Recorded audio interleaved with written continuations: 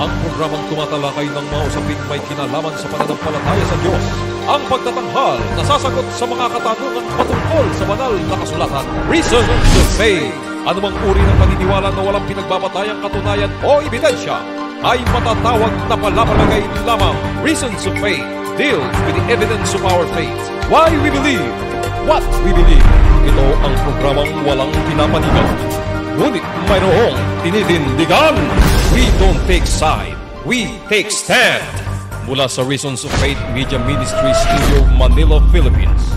Narito si Brother Melvin Sarmiento para sa Reasons of Faith Live. Isang mapagpalang araw ng Sabat ang ipinapabot na pagbati ng programang Reasons of Faith sa lahat po ng ating mga suking taga-subaybay. Kumusta na po kayo? Sana'y nasa mabuti pa rin kayong kalagayan sa tulong at biyaya ng ating Panginoong Diyos. Ang ating paksang pag-uusapan ay Part 2, ikalawang bahagi ng Separation of Church and State. Well, yan po yung ating paksang pag-uusapan, yan po yung ating paksang lilimiin at hihimay-himayin. Tayo po muna ay magtatalaga sa ating Panginoon sa pamamagitan po ng isang panalangin. Mapagpala naming Diyos, lubos po ang aming kagalakan na ipinagkaloob sa amin ang pagkakataon na muling ihayag ang mensahe ng propesiya na nagmula sa inyo at ito'y magdulot ng inspirasyon, katatagan ng pananampalataya at pagbukas ng isipan ng amin pong mga taga-subaybay. Harinawa ang pagpapala ng langit ay tanggapin ng bawat isa at ang kapatawaran sa lahat ng aming mga kasalanan upang ito'y hindi maging hadlang sa malayang pagdaloy ng inyong katotohanan sa aming puso't isipan. Ito po ang aming samot hiling. Maraming salamat sa pagtugon. Alang-alang na lahat sa pangalan ng Panginoong Hesus. Amen. Okay, so ngayon, diretso na ho tayo dito po sa ating paksa. Okay, so ngayon, ang usapin ng separation of church and state ay usapin para mabigyan ng proteksyon ang ating kalayaan. Nasa ating konstitusyon yan, no? Na yan naman ay nagugat sa mga malalayang bansa katulad ng Amerika. Yung kanilang First Amendment ay ang Kongreso ay hindi gagawa ng batas para magtayo ng relihiyon o paboran ang anumang relihiyon. Yan ho. At ipaparaphrase ko, hindi pwedeng makialam ang gobyerno sa paniniwala mo. Hindi ka pwedeng parusahan ng gobyerno kung iba ang paniniwala mo pagdating sa pananampalataya. So yan po ay nagsisilbing proteksyon sa mga mamamayan. Dahil meron pong matinding kasaysayan na naganap during the Dark Ages sa pagitan ng 6th century AD hanggang late part ng 18th century. Nasa historical books po yan. Yun po yung tinatawag na Dark Ages o madilim na kapanahunan sa pamamagitan ng pagmamalupit at pag-uusig ng kapapahan. Sistema ng kapapahan doon sa petsang nabanggit na yon na milyon sa mga martyrs na gusto lamang sumunod sa Diyos ay kanilang pinahirapan, inusig, pinapatay, at ginamit nila ang kapangyarihan ng gobyerno. Kaya nung kapanahunan ng kapapahan during the Dark Ages, nakalagay po yan sa aklat ng kasaysayan. Yan mismo ay inamin ni Pope John Paul II nang siya ay nabubuhay pa. Okay? So ang libro na yun, kung gusto niyong puntahan, ang pamagat ay When a Pope Asks Forgiveness. Ang Papa ay humingi ng kapatawaran. Nung panahon po yun ni Pope John Paul II. Yung Latin words na title, The Mea Culpa. Yung subtitle, The Mea Culpa of Pope John Paul II. Kasi ang ibig sabihin ng Mea Culpa, asking forgiveness. Pag binasa nyo yung libro, yun na nga yung binabanggit ko, na persecution na ginawa ng mga papa, yung papalit-palit na papa. Kaya nga sistema ang pinag-uusapan. So kaya nga, nung bumangon ang bansang Amerika, sa kanyang kaagahan, nagbigay agad siya ng proteksyon na hiwalay ang gobyerno sa relihiyon. Hindi pwedeng makialam ang gobyerno kung ano ang gusto mong paniwalaan. Okay? So yun po yung maikling background natin pong nais ipagkaloob po sa inyo para itong part 2 natin, maintindihan po natin ito. No? Eto. You're in a conversation about church and politics and someone says... Nais pong ipapansin sa inyo, ito pong pinakita ko po kagabi sa pagpapahayag po ng may kinalaman sa separation of church and state. Puntahan ko na diretso muna yung pinaka-professor ng law at ipinapaliwanag niya ito pong bahagi ng kanilang konstitusyon. Ito po.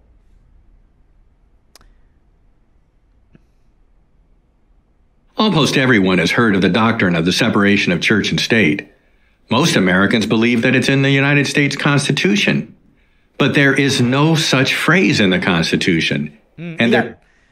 Yung sinasabi niya diyan, yung patungkol sa separation of church and state, wala ika na ganong pananalita o praise sa kanilang constitution, referring to the First Amendment of the Constitution of the United States. Wala yung salitang separation of church and state. Of course, yung praise na yun wala, pero yung essence, yung motive ng First Amendment, ito ang kanyang essence, yung separation of church and state. Inunahan ko na kayo dahil pinaliwanag ko na rin ito po kagabi. Tuloy natin yung sinasabi ng Professor of Law.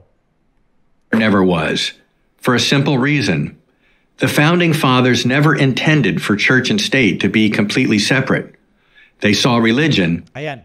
Etong sinasabi niya, pinaliwanag ko rin kagabi, alang-alang ito sa mga bagong sumusubaybay ngayon. Ano ho? Sinasabi niya na hindi daw intention ng mga founding fathers ng Amerika na i-separate yung church and state completely. Yung punto na pinag-uusapan, bakit sinasabing separation of church and state at yung word na completely, sasabihin din naman niya mamaya. Pero ang intention kasi yung kinukuha natin, bakit merong sinasabi sa kanilang constitution, yung First Amendment, that Congress shall make no law respecting the establishment of religion or prohibiting the free exercise thereof. Kasi nga ang intention ng batas ay hindi pwedeng makialam ang gobyerno sa iyong paniniwala at hindi ka pwedeng parusahan ng gobyerno kung iba ang iyong paniniwala. Hindi rin naman nangangahulugan na dahil merong ganong sinasabi sa kanilang constitution doon sa First Amendment ay hindi na dapat relihiyoso yung mga namumuno sa gobyerno. Hindi naman ganun ang punto. Kasi yun yung sinasabi niya na completely, hindi naman completely hiwalay ang church and state. Pero ang pinupunto natin, yung punto ng batas. Hindi po yung usapin na dapat hindi relihiyoso yung leader para matupad yung separation of church and state. Hindi po yun ang pinupunto ng batas. Maring sabihin nyo, hindi ka naman abogado. Of course, hindi ho talaga ako abogado. Ang punto natin dito, meron kasing sinasabi ang Bible prophecy at merong nagganap sa kasaysayan. Yung binanggit natin kanina na madilim na kapanahunan na nagagamit ng relihiyon, yung kapapahan, ang mga hari sa Europa para usigin, i-persecute yung mga taong ayaw maniwala sa dogma o doktrina ng Papa. So nagagamit ng relihiyon noon yung gobyerno, kaya maraming napatay na mga mananampalataya ng Diyos dahil iba lang yung kanilang paniniwala kaysa tinuturo ng Papa sa Roma. Yun yung punto bakit sa pagbangon ng kaagahan ng Amerika, binigyan niya agad ng proteksyon ang kanyang mamamayan. Yun yung punto ng Congress shall make no law. Kaya lang siyempre, gaya ng binanggit natin kagabi, sa usapin at pag-iisip ng mga abogado at mambabatas, meron silang malikot na isipan pagdating po doon sa praise na separation of church and state. At hindi natin sila masisisi. Dapat din naman kasi maging critical thinkers yung ating mga mambabatas. Kaya iyan ay battle of the minds. Pagdating po doon sa praise lamang na separation of church and state. Kaya lang, ang ating diretso dito, hindi doon sa punto ng battle when it comes to law ng mga abogado, kundi bakit merong ganyang constitution na ang Kongreso ay hindi magtatayo ng relihiyon? Dahil nga ang motibo niyan, bigyan ng proteksyon ang mga mamamayan na hindi pwedeng pakialaman ng gobyerno ang paniniwala mo. Yun yung punto, no? Hindi itong katulad ng sinasabi nito na of course, I disagree doon sa pinahayag nitong Professor of Law na hindi naman ika completely. Hindi yun ang pinag-uusapan kung completely o hindi. Kundi proteksyon para sa mamamayan. Hindi natin inaalis na dapat ang namumuno ay relihiyoso. Pero hindi mo pwedeng pakialaman bilang leader ng bansa kung ano ang paniniwala ng mamamayan mo. Kaya nga proteksyon ang praise na separation of church and state, na galing po yung praise na yon, yung kanyang essence, doon sa First Amendment ng Constitution ng Amerika. Okay? Tuloy ho natin yung sinasabi pa niya rito. Specifically religions based on the Bible as indispensable to the moral foundation of the nation they were creating. Tama. So where does that Yung moral na usapin ay indispensable. Agree ho ako doon. Meaning, yung moralidad ng isang leader ng bansa ay dapat nakabatay sa prinsipyo ng Diyos. Yun yung moral. Kasi ang moral, yung pagkaalam ng tama sa mali, Diyos ang nagtuturo nun. So tama yun na dapat ang namumuno, hindi hiwalay yung usapin ng moral. Totoo yun. Kaya nga sabi ko kanina, iba yung punto dito kaysa doon sa ipinupunto nung First Amendment. Yun po ay dahil sa kasaysayang ating ipinaliwanag na. Ituloy natin ang sasabihin niya patungkol dito sa praise na separation of church and state.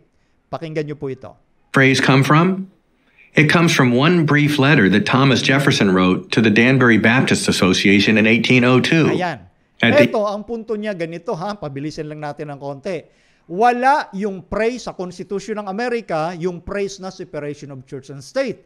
Ang praise na separation of church and state ay galing lang kay Thomas Jefferson. Si Thomas Jefferson yung naging third president ng bansang Amerika. At yung sinasabi niyang praise na separation of church and state ay pagbibigay niya ng katiyakan doon sa mga mananampalataya sa Connecticut na sila'y nasa minority lang. Ang ikinatatakot nitong mga mananampalataya, ito sa Baptist Association na minority doon sa Connecticut, noong 1802 ay baka pakialaman sila dahil sila'y nasa minority at yung ibang mananampalataya doon ay nasa majority. So ngayon, sinulatan sila ni Thomas Jefferson para tiyakin sa kanila na hindi pwedeng makialam ang gobyerno sa kanilang paniniwala. Yun yung punto na sinasabi nitong professor na ito. Eto, ituloy natin. The end of a very long sentence in which Jefferson affirms his conviction Yeah. that religious belief should be a private matter. Yan. Sinasabi mismo sa sulat na yun ni Thomas Jefferson, ito yung punto niya. Yung religious belief o paniniwalang relihiyon, private matter. Tama yun. Private matter yan. Kaya nga, hindi pwedeng makialam ang gobyerno dyan. Ngayon, ituloy natin. Sinasabi pa niya ganito. And that the government should not interfere with such matters. Yun. Government should not interfere. Hindi pwedeng makialam ang gobyerno sa ganong usapin. Dahil ang relihiyon, hindi niya pwedeng pakialaman kung ano ang paniniwala mo. Yun yung punto na separation of church and state na si Thomas Jefferson mismo na third president ng Amerika ang nagbigay katiyakan na hindi kayo pwedeng pakialaman ng gobyerno kahit nasa minority pa kayo. Hindi kayo pwedeng parusahan kung ano man ang paniniwala mo. Dahil yan ay nandoon sa tinatawag na Constitution which is nakalagay sa First Amendment that Congress shall make no law respecting the establishment of religion or prohibiting the free exercise thereof. Alam niyo kung ano yung ating nakikita dito? Doon sa kaagahan na ipinakita agad yun ng bansang Amerika kasi nga sa malagim na pangyayari na naganap sa Roma o sa tinatawag nating Western Europe na ginawa ng kapapahan sa mahigit na 1,000 taon. Yun yung sinasabi sa Daniel chapter 7 and Revelation chapter 12, chapter 13, 1,260 years.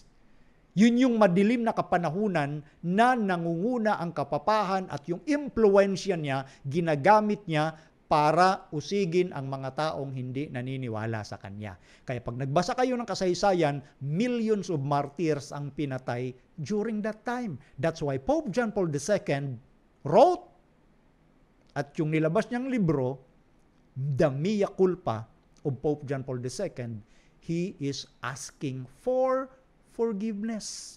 Ba't kahingi ng kapatawaran kung hindi totoo yung nangyari? Yan yung punto natin dito. Tayo nagsasalita dito, hindi sa fake news na tinatawag, kundi documented ho yan. Okay, tuloy pa natin ang sinasabi rito, no? He uses the phrase, building a wall of separation between church and state. Ayan. And that's where Yan yung phrase na ginamit ni Thomas Jefferson. Building a wall of separation between church and state. Doon lumitaw yung phrase na separation of church and state. Bagamat wala yung phrase na yan sa First Amendment of their Constitution. Meaning, pinapaliwanag dito ni Thomas Jefferson yung intensyon nung batas. Kasi napaka-importante, kahit magtanong kayo sa mga lawyer, dapat ang iniintindi mo dyan, ano yung intention ng batas. Yung intention mismo. bigyan ng proteksyon ang mga mamamayan na hindi sila pwedeng pakialaman ng gobyerno. Bakit? Sa nangyari kasi sa Roma o sa Western Europe, nakialam ang gobyerno. Pumayag siya dahil sa malakas na impluensya ng relihiyon na kapapahan o Roman Catholicism, yung kapapahan. Ito mga kapatid, mga kaibigan, lalo na doon po sa mga kaibigan nating binanggit natin at nanonood ngayon, hindi po natin dito inaatake ang personalidad ng sinuman. Hindi po yun. Kundi yung doktrina, na sinasabi ng Diyos na naganap sa kasaysayan para mag-ingat tayo sa atin pong tatanggaping paniniwala o pananampalataya. Dapat ang tatanggapin nating paniniwala ay yung sinasabi mismo ng Diyos ng hayagan at hindi yung nagmula lang sa pasapasang paniniwala. Delikado yon. Yung tradisyon o pasapasang paniniwala na hindi mo pala alam, lumalaban na sa sinasabi ng Diyos. Di ba? Okay. So ngayon dito, meron kasi akong binati kanina na Kim Salvador, yun ay galing kay Brother Mandy Soriano, pero mayroong Kim Salvador dito na kapatid from Iloilo. Ito kapatid yon, yung nahiwalay na yun sa dulo na isa, kasi kapatid siya. Ayan, so kumbaga baka anyway, yun na, basta binabati natin, ha? Okay, so tuloy lang natin ang sinasabi pa rito, and then magfo-forward na tayo. The phrase lived, undisturbed, lost in Jefferson's voluminous correspondence for almost 150 years. But more on that in a moment. First, let's discuss what the Constitution actually does say about religion and its role in public life. Okay. The answer is found in the First Amendment to the Constitution. Ayan. Congress shall make no law respecting an establishment of religion or prohibiting the free exercise thereof. Diba, yan yung na-recite natin. Yan yung nakasulat sa First Amendment ng Konstitusyon ng Amerika. Kaya nga sinasabi niya kanina sa pasimula, wala yung praise na separation of church and state. Yan. Ito yon. Tuloy natin. It's plain what those words mean. The federal government could not establish a national religion. Ayan. Sinabi niya na rin Kasi yun ang malinaw na sinasabi doon sa First Amendment. Ang gobyerno ay hindi pwedeng magtayo ng national religion o relihiyon. Or, mamaya, babanggitin din niya yung mga Supreme Court decision, lalo na noong 1947. Ito nga mismo ang sinasabi ng batas. Dahil nga sa naganap sa kasaysayan na pumabor yung mga hari, yung gobyerno noon, sa Western Europe para panigan ang papacy sa kanilang kabuktutan na ginawa nung panahong yon. Yun yung punto nga nung tinatawag na First Amendment ng Amerika. The common practice in Europe. The United States was going to be different. Diba sabi niya, the common practice in Europe? Diba nga yung naganap noon sa Europa yon, especially Western Europe. Alam din po nila yung naganap sa kasaysayan dahil sa kingly authority na inimpluensyahan ng Pope of Rome. Ganon ka-impluensya ang Pope during that time. Okay? At ngayon, tuloy natin maya-maya. Ngayon, sabi niya rito, Americans would be free to follow the religion of their choice. yes, ang mga Americans ay malaya na sundan nila yung pinili nilang paniniwala o relihiyon. Yun yung punto ng proteksyon ng First Amendment. Pinaraphrase na lang kung baga yung salitang separation of church and state.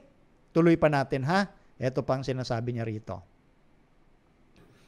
When James Madison first proposed what eventually became the First Amendment, his original wording was that no religion shall be established by Congress.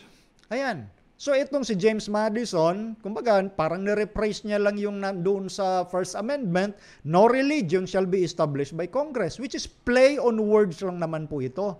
Pero binigyan nila ito ng ibang pakahulugan. Tuloy natin ha, para maging malinaw po sa lahat ng mga kapatid at mga kaibigan, yung usapin natin ngayon na separation of church and state. But that language was later modified after it was pointed out that this might be taken to mean that the government, including the state governments, had no interest in religion at all. Yan. So minodify nila yung mga salitang yan kasi baka daw magkaroon ng ibang interpretasyon na ang gobyerno ay walang pakialam o interes sa relihiyon o pananampalataya. Parang lumalabas, parang mga Walang relihiyon yung mga leader dyan sa bansang Amerika, walang pananampalataya, parang ganun ang lalabas. So, nagkakaroon ngayon sila ng interpretation dahil doon sa play on words lang naman na yun, na nakabatay din naman sa First Amendment. Yan yung binabanggit ko sa inyo na critical minds ang mga huwis o maging mga lawyers. Mga critical minds sila at okay lang yon na maging critical thinkers ho sila. Pero ang binabanggit natin dito, yung kabuuang punto, bakit may tinatawag na praise na separation of church and state. Tuloy pa natin, ha? The founders did not want this. As George Washington said in his farewell address, religion and morality are indispensable supports of our political prosperity. Ayan. Etong kinote na ito yung unang-unang presidente ng Amerika, si George Washington. Sa kanyang farewell address, sinasabi niya that religion and morality are indispensable supports of our political prosperity. Tama yan. No? Na ang relihiyon at moralidad ay, kumbaga, magkasama yan. Hindi yan pwedeng paghiwalayin para umunlad ang pinangungunahan mong bansa. Tama yan. Kasi nga, gaya ng binanggit ko kagabi, ang mga kingdoms o mga leader dito sa mundo, ang Diyos ang naglalagay. Ang Diyos ang nag-aalis ayon sa Daniel chapter 2 verse 21. So nagbibigay siya ng opportunity o privilege sa bawat leader dito sa mundo na gawin yung tama, yung may moral sa pangunguna sa gobyerno para ang pagpapala ng Diyos ay tanggapin nila. Yung iba naman naging choice nila na maging masama. So ang punto pa rin nun, free choice nila yon. Pero ang gusto ng Diyos, ang gobyerno mo nakatatag sa moralidad. At ito nga ang sinasabi ni George Washington. Tama yan, pero hindi yan yung punto ng First Amendment. Again, ang punto ng First Amendment na binigyan ng praise doon sa sulat ni Thomas Jefferson na to build a wall, naglagay ng pader sa pagitan ng church and state, ay para bigyan ng proteksyon ang mamamayan na ang gobyerno ay hindi pwedeng makialam sa iyong pananampalataya. At hindi ka pwedeng parusahan kung iba ang paniniwala mo kaysa doon sa naganap sa panahon ng kapapahan. Yun ang iniiwasan doon sa kaya binilagyan ng pader, no, na nakapagitan sa gobyerno at relihiyon para hindi pwedeng makialam ang gobyerno at gamitin niya ang puwersa para puwersahin kang paniwalaan yung hindi mo paniniwala. Yun yung punto nung batas dahil may malagim na naganap sa kasaysayan. Pero hindi nangangahulugan na ang leader ng bansa ay hindi dapat relihiyoso. Hindi ganun yon. Dapat nga ang leader ng mga bansa ay relihiyoso at mananampalataya ng Diyos at yan nga ang sinasabi ni George Washington. Kaya nga ang punto, bakit ko pinapakita ito sa inyo, para hindi nyo malimutan na may mga tao ngayon, na mga matatalinong tao sa mundo na ginagawa ang lahat ng paraan para guluhin ang inyong isipan at hindi kayo nakafocus doon sa issue at para malimutan ninyo yung mga malalagim na nangyari sa kasaysayan. Ang punto dito, nire-rewrite ang history. Binabago ang history para bumango ang masamang leader ng relihiyon na gumawa ng kalagim-lagim na krimen during Dark Ages. Pinalilitaw nila na mabait na siya ngayon. Ngayon, isa sa atake rito ay itong usapin ng separation of church and state. Mga kapatid, kapag nangyari na, at yan ay mangyayari ayon sa Biblia, mangyayari talaga na magsasama uli ang church and state. Nakalagay yan sa Revelation chapter 13. Okay? Tuloy lang muna natin ito, ha? Para lalo nating masundan yung mga punto na dapat nating maintindihan. Washington's view remained the nation's view throughout the 19th century and into the 20th.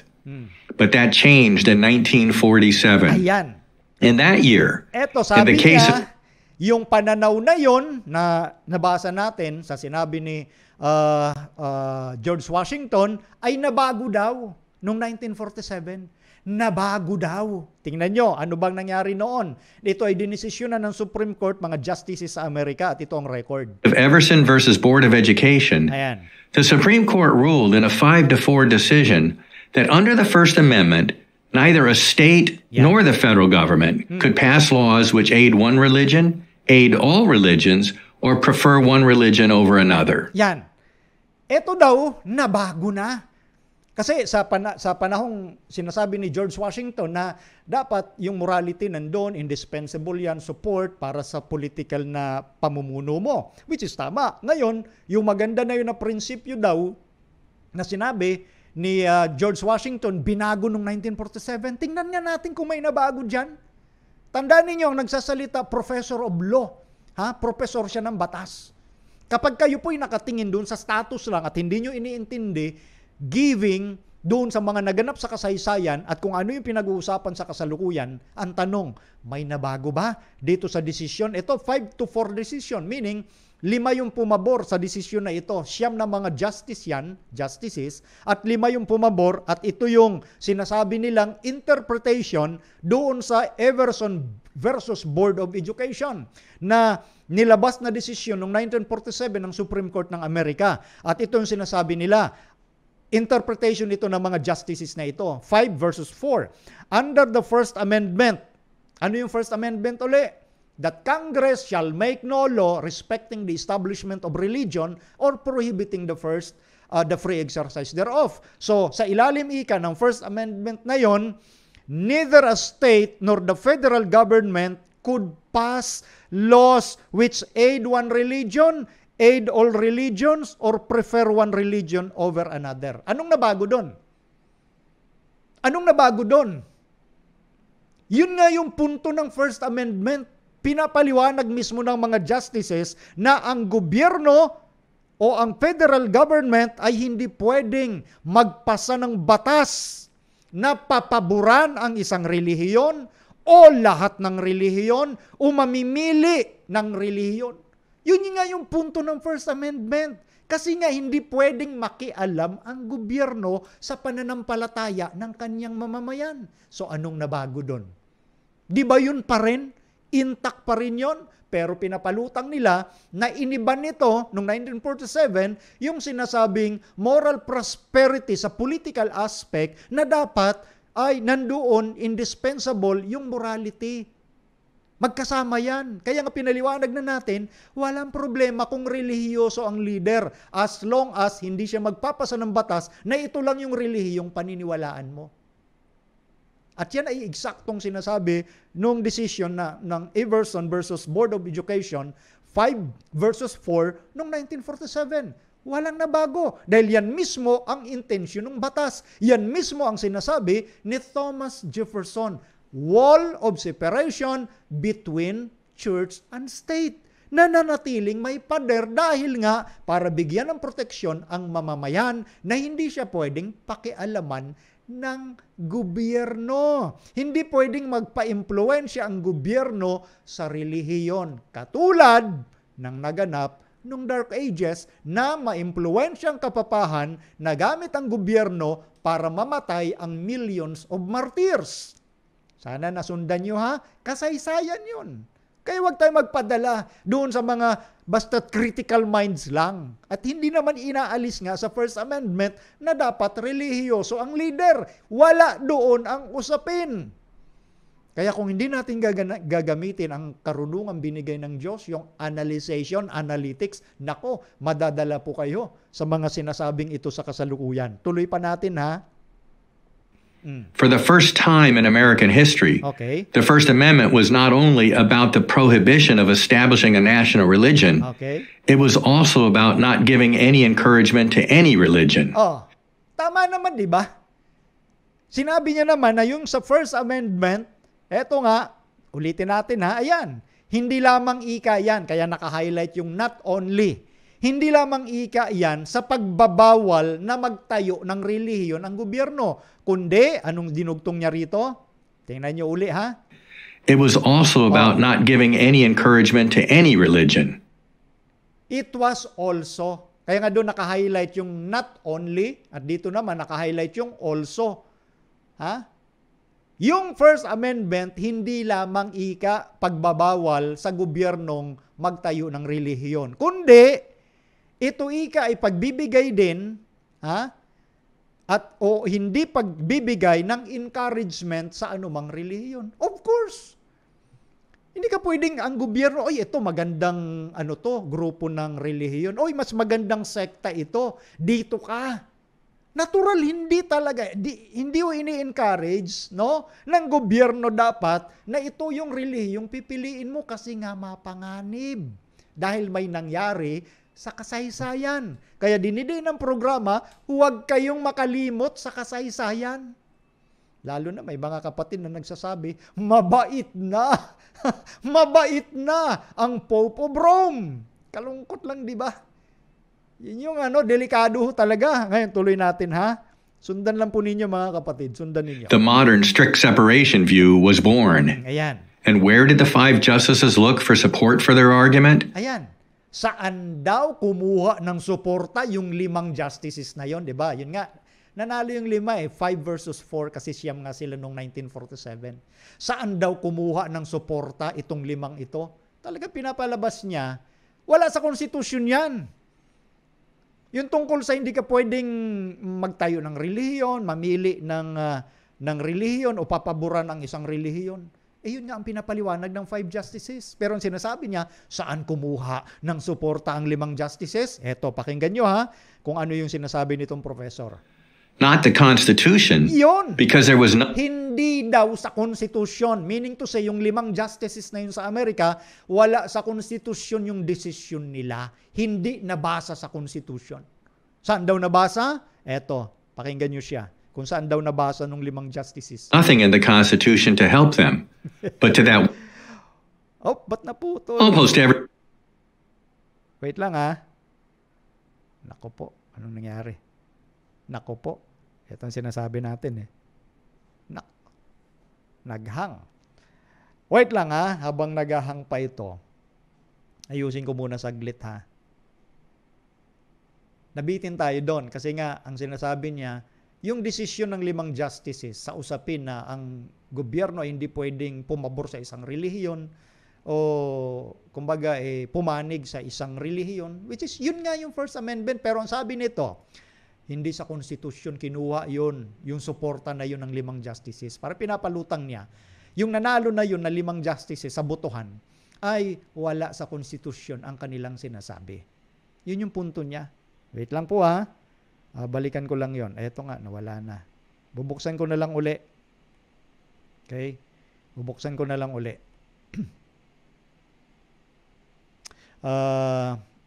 Binitin kasi, ito yung ipupunto niya kung saan nanggaling yung sinasabi na yon. Nito pong 5 justices. Ano ba yon? Ito. Wait lang po ha. Iayusin ko lang muna to. Eto. Pumasok. Very good. Pumasok siya. Eto ha. Ayan. In the case of Everson versus Board of Education, Tuloy muna the Supreme Court ruled in a 5-4 a state nor all religions, or the First Amendment was not only about the prohibition, it also about not giving is born. Ayan. And where did the 5 justices look for support for their argument? Not the Constitution, because there was nothing in the Constitution to help them, but to that one phrase Thomas Jefferson wrote back in 1802. Yun. Yung 5 justices daw na yon na nag-decide ay kinuha lang yung idea na yon kay Thomas Jefferson. So kaya nga sinasabi nitong nagpapaliwanag na Professor of Law, wala sa konstitusyon yung nanalong 5 versus 4. Kita ninyo? So ngayon, mamaya ipapakita ko pa rin po sa inyo kung ano yung sinasabi ngayon ng mga kasalukuyang politiko sa Amerika. Bukod kay Mayor Adams na sinasabi niya na hindi dapat paghiwalayin yung church and state. Ngayon, yung mga politiko na yun na nagsasabing hindi dapat paghiwalayin ang church and state, naintindihan nila na magkahiwalay ang church and state. Pero ang sinasabi naman dito sa pinapanood natin ay wala sa konstitusyon yun. Bakit kaya ayaw nilang tanggapin yung sinasabi ni Thomas Jefferson? Na yun yung interpretation niya patungkol doon sa First Amendment na ginawa ng mga founding fathers ng Amerika. Napaka-importanting usapin ito dahil dito makikita natin at nakasalalay yung ating kalayaan, yung ating civil and religious liberty. Dahil pag pinagsama na yan, magsisimula na ang tinatawag na persecution or pag-uusig dahil nga nangyari na yan sa kasaysayan. The history will repeat itself lalo na kung hindi natututo ang mga tao sa naganap sa kasaysayan. Di ba? Sinasabi nga, nakalimutan ko lang yung pangalan ng isang genius na scientist. Kapag ikaw, paulit-ulit mong ginagawa ang isang bagay at umaasa ka na merong pagbabago, ang tawag doon ay stupidity. Medyo brutal lang kapag wikang Pilipino gagamitin ko. Ha? Isipin yung mabuti na paulit-ulit mo lang ginagawa ang isang bagay tapos aasa ka ng pagbabago. That is stupidity, of course.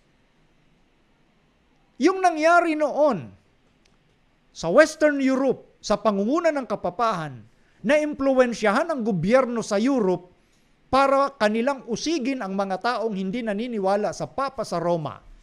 Dahil nga, wala noong proteksyon, walang separation of church and state na tinatawag.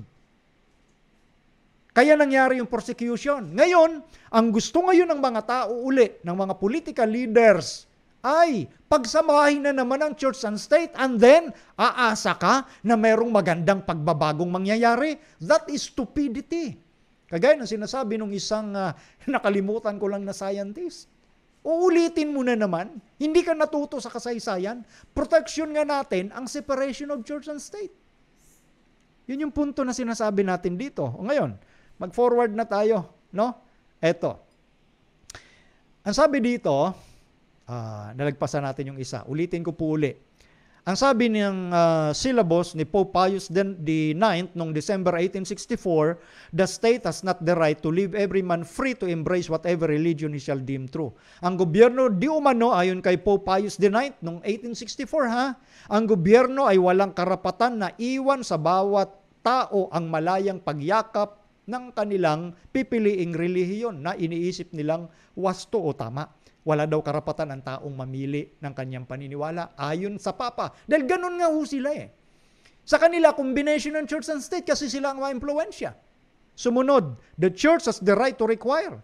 Yung Roman Catholic lang ang may karapatang magsabi na ang Catholic na relihiyon ay maging relihiyon ng gobyerno at to the exclusion of all others. Hindi kasamang iba. Kaya sumpain ika yung mga nagsasabi ng liberty of conscience. So galit sila sa mga taong nag-a-assert ng kalayaan ng konsensya. Yung karapatan mong piliin yung gusto mong piliin. Ito pa rin yung espiritu ng sistema ng papacy. Again, ang tinutalakay natin dito, doctrine, sistema. No? Hindi ang mga personalidad na Roman Catholic. Dahil marami, halos kamag-anak ko lahat sa mother side, lahat Roman Catholic. Mababait ho na tao, marami sa Roman Catholic. Mga matitino at mga deboto sa ating Panginoong Diyos. Kaya lang hindi nila alam kung ano yung mga naging pangyayari sa kasaysayan. Kaya ito naman, isa yung mga programa natin o isa ang programa natin sa nagpapaliwanag sa naganap sa kasaysayan dahil sa sinasabi ng banal na kasulatan. Okay? So, tuloy natin. The Roman Catholic Church must demand the right to freedom for herself alone. Ito pa rin ang prinsipyo nila. Ito pong source na La Civiltà Catholica, yan po ay Jesuit na publication. Babasahin po yan ng Roman Catholic.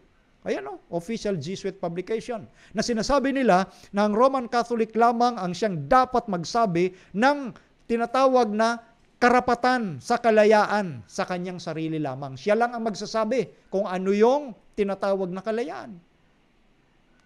Sila lang. At ang sabi pa rito, the Roman Catholic is to wield this vote for the purpose of securing Catholic ascendancy in this country.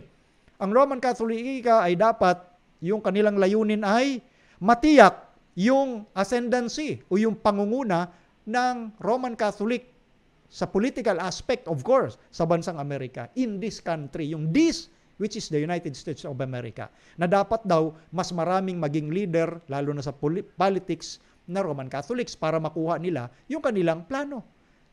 1870 pa yan. 19th century. Ngayon, tayo ngayon ay nasa 21st century. Halos nasa 200 taon ang lumipas, nangyayari na ba o nangyari na yung tinatawag na Roman Catholic ascendancy sa leadership ng Amerika? Eh, di tingnan natin. Yan. Etong nakikita ninyo sa lumang dyaryo ay si United States William Rehnquist. Siya po yung siya po yung naging Chief Justice ng Amerika nung kapanahonang ito. At siya po ay sinalubong ng Cardinal ng Boston na si Cardinal Bernard Law. At ang sinasabi nga rito ng Chief Justice ng Amerika nung panahong yon na ang wall of separation between church and state is a metaphor based on bad history. A metaphor which has proved useless as a guide to judging. So yung pinag-uusapan natin ngayon na separation of church and state ayon sa Chief Justice ng Amerika ay walang kwenta. Useless. Useless daw. At ang sabi pa dito, it should be frankly and explicitly abandoned.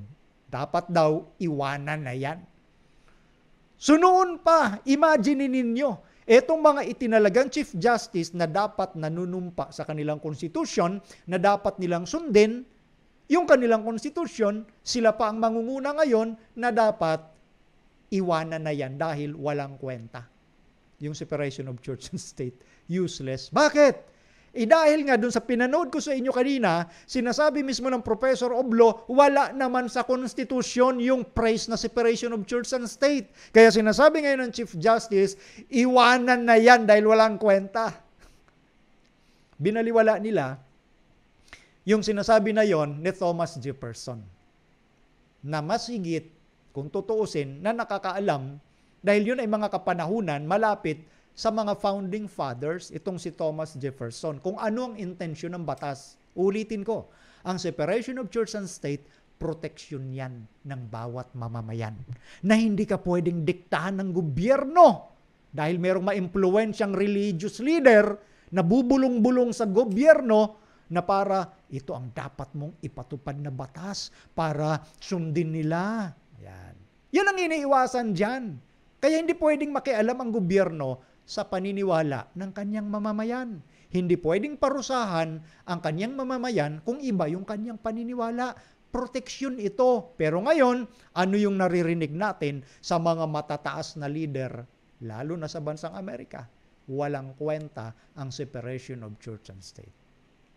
Kaya nga ngayon, itong mga latest na pinanood ko sa inyo at pinakinig, yan ang direksyon nila ngayon. Wala sa konstitusyon yan. Kahit na desisyon pa yan ng mga husgado sa bansang Amerika. Binabaliwala nila. Tuloy pa ho natin para maintindihan ninyo. Eto. Okay, binasa na natin yan sa ayon kay Chief Justice. Eto naman. As the second century of the Bill of Rights draws to a close, the Supreme Court is redefining what religious liberty will mean in the third century. Broadly, the court's new approach helps conventional religions while hurting unconventional ones. Ano yung sinasabi dito? Yung bagong approach daw ngayon ng Supreme Court ay i-redefine. Diba? Ano yung root word ng redefine? Define. Ipaliwanag. Define. Pero ngayon, ang ginagamit na nila, redefine. Ipaliwanag uli. Dito may makikita ka ngayon na panibagong idea, panibagong isipan na yung dating nakadefine na sa First Amendment, i-redefine. At ang sabi rito, maliwanag, sino ang masasaktan dito sa bagong approach ng korte? Sinong masasaktan? Yung unconventional religion. Ibig sabihin, nasa minority ang masasaktan. Sino ang makikinabang? Yung conventional or nasa majority. Yan po ang punto ng usaping church and state na nire-redefine ng Supreme Court ng Amerika.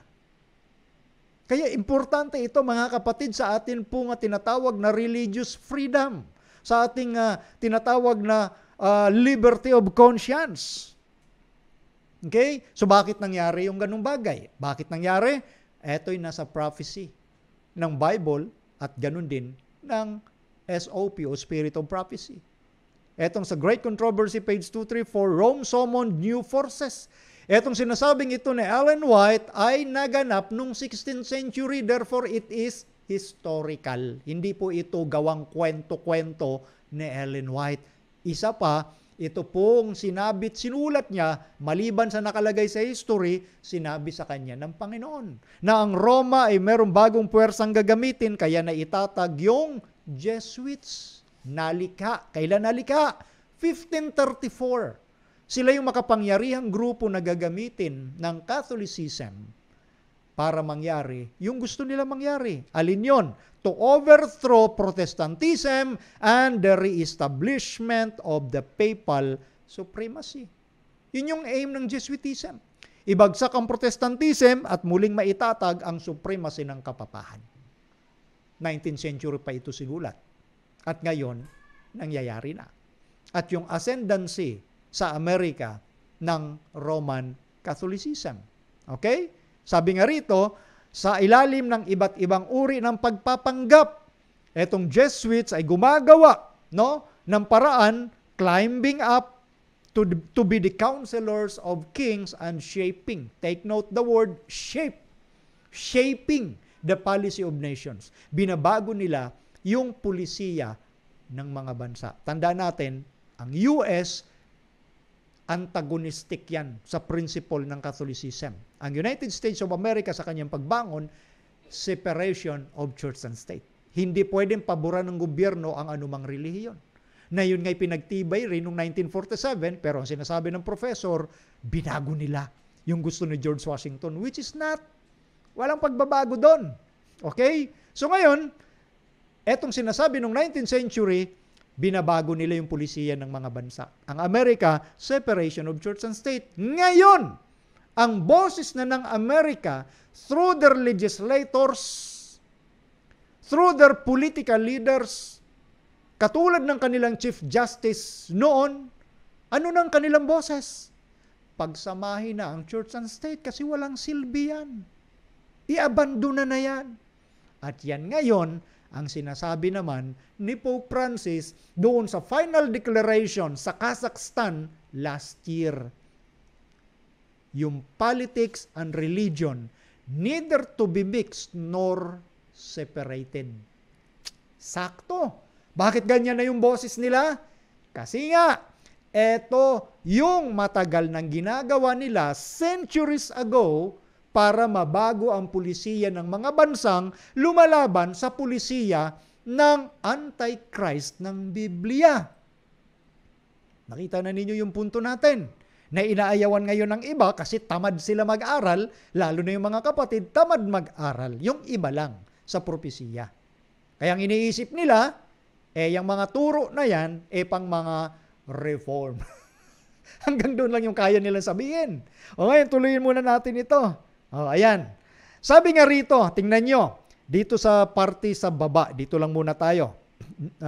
From Bishop of St. Louis, noong November 23, 1851. Sabi rito, if Catholics ever gain a sufficient numerical majority in this country, religious freedom is at an end. Kapag ika, eto 1851 pa ha, kapag ika, ay magkaroon ng tinatawag na majority, yung mga Catholic sa bansang Amerika, yung religious freedom o kalayaan sa relihiyon ay malapit nang matapos. 1851 yan. Ngayon 2023, yan na ngayon ang boses ng mga dapat nagpoprotekta sa konstitusyon ng Amerika. Iba na yung kanilang boses ngayon. Patungo na saan? Pagsamahin ang church and state. Yan ang sinasabi po natin sa pag-aaral ng prophecy. Yung detalye na nakabase sa sinasabi ng Bible, na yung sabi ng Bible, especially sa Revelation chapter 13, verse 12, inutusan ng makapangyarihang bansa ang lahat ng tao sa lupa na sambahin ang unang hayop na gumaling ang sugat na ikamamatay. Paano mo masasabing uutusan mo ang buong mundo? Sa pamamagitan ng batas. Therefore, it talks about government. Dahil ang gobyerno lang ang gumagawa ng batas para iutos sa buong mundo. Tandaan ninyo, buong lupa ang pinag-uusapan ayon sa talata na aking nabanggit. At kapag yung salitang pagsamba o worship, yan naman ay may kinalaman sa relihiyon. Ngayon, ang sabi ng gobyerno, inutusan niya ang lahat na sambahin ang unang hayop. So dito makikita ninyo ang prinsipyo na pagsasama muli ng gobyerno at relihiyon. Bakit? Yan kasi yung boses na nila ngayon. At yan yung sinasabi noon, kagaya ng binasa natin kanina, nung mga tao na kapag nangibabaw ang Roman Catholic sa bansang Amerika, ang religious freedom ay malapit ng magwakas. At ano nga uli ang sinabi ni Pope Francis? Hindi dapat paghiwalayin ang church and state. At ano ang sabi kanina ng professor? Wala sa konstitusyon ang separation ng church and state. Galing lang yan kay Thomas Jefferson. Nakita ninyo? And then, tinuligsa niya yung desisyon ng 1947 na yung First Amendment na ininterpret nung 5 huwes, no, ay patungo nga sa isipan na hindi dapat papabor ang gobyerno sa anumang relihiyon. Yan na ngayon yung boses ngayon sa ating kapanahunan. Kaya nakikita natin na yung mga sinasabi noon ngayon unti-unting nagaganap. So, mayroon ng Roman Catholic ascendancy sa Amerika. Hindi pa ba obvious sa inyo? Tingnan nyo po ito. Ayan. Nakita nyo ho yan nung in-invite ang Pope of Rome, si Pope Francis, noong 2014 para umattend sa joint session ng bansang Amerika. Imagine ninyo, joint session, meaning to say, Congress and Senate. The lower Congress and the highest Congress, yun yung Senado. Paanong nangyari? Na inimbitahan ng most powerful nation and the most powerful political leaders at yung the most powerful legislators sa buong mundo, which is America, iimbitahan ang religious entity. Bakit nila nagawa yon? First time in history na maimbitahan hindi lang sa Congress o Senate, kundi joint session. Para lecturean sila na may kinalaman sa climate crisis. Ano ba ito? Scientist ba si Pope Francis na ngayon? Siya ba ay mambabatas na para imbitahan sa kumbaga pulong ng mga gumagawa ng batas? Inimbitahan din siya doon sa United Nations. Bakit? Ekonomista na rin ba siya ngayon? Di ba ganyan ang sinasabi kasi ng iba? Pag hindi ka mambabatas, hindi ka dapat nagsasalita ng tungkol sa batas, which is right, I agree naman doon. Kung ang technicalities ng batas, hindi ka naman abogado, magsasalita ka patungkol doon, hindi tama yon. Dunning-Kruger yon. Ha? Hindi mo alam yung bagay na yun, papasukan mo. Lalo na, pagdating sa business, pag hindi ka naman ekonomista, wala kang karapatang mag-lecture sa mga ekonomista sa buong mundo. Hindi ka rin pwede magsalita patungkol sa economics kung wala ka namang alam sa usapin ng business or economics. Dahil Dunning-Kruger yon. Pero bakit si Pope Francis? Bakit siya? Di ba leader siya ng relihiyon? Natutupad at tuloy-tuloy na natutupad ang sinasabi ng banal na kasulatan. See? So i-share nyo itong mga kapatid, itong tinatalakay natin ngayon, share nyo lang. Ang Panginoon ang bahala na kumbaga magsalita sa puso't isipan ng mga susubaybay dito dahil itong issue ng separation of church and state, malapit na po itong matapos ayon sa Revelation chapter 13 na binanggit natin kanina. Okay? Ayan o. Yung leader ng lower Congress at yung Senate, nasa likod sila ngayon ni Pope Francis. Ayan. Tapos hinahangaan siya at pinapalaktakpakan ng mga makapangyarihang mambabata sa bansang Amerika. So nakita ninyo yan. O ngayon, doon sa ibang mga kapatid na iba mag-isip, tingnan nyo sa lesson natin. Pakita natin ito. Ayan o. Napakaganda ng lesson natin. Tingnan nyo ha. Ginagamit nyo pa ba ang lesson natin? Galing yan sa General Conference. Pakinggan nyo mabuti ha. There are 3 significant points John makes in this passage. First, the political powers have one mind. ang mga political leaders ngayon at mga makapangyarihang politiko, iisa na yung isipan nila. At sinasabi sa Revelation 17, give their power and authority to the beast. Binigay nila ang kanilang kapangyarihan at kapamahalaan doon sa hayop. Pangalawa, yung pagsasama-sama, conglomerate of error, pagsasama-sama ng kamalian, sila'y makikipagdigma sa ating Panginoong Hesus sa kordero ng Diyos. Pero hindi sila mananalo. At yung mga tumayo sa panig ng kordero, magtatagumpay of course.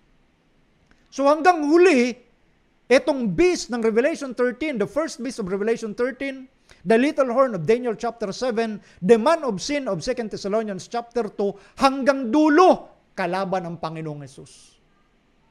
Ngayon, doon sa mga kapatid na nag-iisip na magandang ginagawa ngayon ng beast ng Revelation 13, magbigay kayo ng prophecy na yung masamang puno ay magbubunga ng mabuti. Na ang beast ng Revelation 13, the first beast, the little horn of Daniel chapter 7, the man of sin of 2 Thessalonians chapter 2, ay gagawa na ng mabuti. Magbigay kayo ng prophecy o sinabi man lang ng Bible, nagagawa din niya ng mabuti. Of course, sila'y gagawa ng mabuti para kayo'y dayain. Katulad nitong mga political leaders, yung isang isipan nila, binigay, nagkaisa sila. Neto pong beast na ating pinag-uusapan. Third, in earth's last war, Christ and His followers are triumphant. Yung mga totoong tagasunod ng Panginoong Hesus ay magiging matagumpay. Ang hayop ay hindi mananalo. Si Jesus lamang at yung mga kasama ng Panginoong Hesus ng Biblia. So gumagawa ba ng mabuti itong beast na ito? Hindi. Kaya nga yung punto pa lang na basic na ang mabuting o ang masamang puno, hindi talaga yan ang magbubunga ng mabuti. That is impossibility. At yung mabuting puno, hindi rin magbubunga ng masama. Ganon ho yun. Naliligaw tong ibang mga kapatid natin na to. Ito pang sabi sa lesson. Have you ever wondered what strategy the devil might use to unite the nations? Ha? Hindi ka ba nagtataka? Ano kayang strategiya na gagamitin ng dyablo para magkaisa ang mga bansa? O ngayon, mga bulag ba tayo na nagkakaisa ang mga bansa? At ano yung issue na kanilang pinagkakaisahan? Siyempre, yung dalawang global crisis, climate change and itong pandemic. Strategy. O ngayon, pinakita sa ating lesson, nung panahong yon, especially nung 4th century, may makikita tayo o matutuklas ang mga mahalagang leksyon mula doon sa pagbagsak ng Roman Empire yung kanilang disintegration. Kasi ang Roma sa kingdom, solid yan noon. Pero na-disintegrate. Nagkawatak-watak. At yan ay nasa Bible prophecy ng Daniel 7. At sila'y mahahati sa 10 kingdom. At naganap din po yun. Kaya yun yung pagkawatak-watak. Ngayon, yung Roman Emperor na si Constantine noong 4th century, napansin niyo po ito? When the Germanic invasions from the north ravaged Western Europe, the Roman Emperor Constantine turned to religion. Ang ginawa ngayon ng emperador ng Roma, na si Constantine, doon sa east, sa silangang bahagi ng Roma, tinungo niya ang usapin ng relihiyon. Bakit? The authority of the church combined with the power of the state. Wow! Yung otoridad ng simbahan, kinumbine, pinagsama doon sa kapangyarihan ng gobyerno, became the very instrument Constantine needed.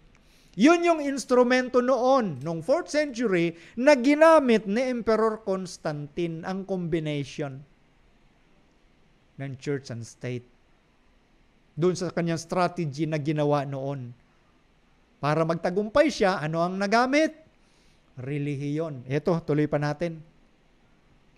Babalikan po natin yung sinabi naman sa sulat ni Ellen White, in these last days, false teachers will arise and become actively zealous. All kinds of theories will be presented to divert the minds of men and women from the very truth that defines the position we can occupy with safety in this time when Satan is working with power upon religionists. Napansin nyo yon?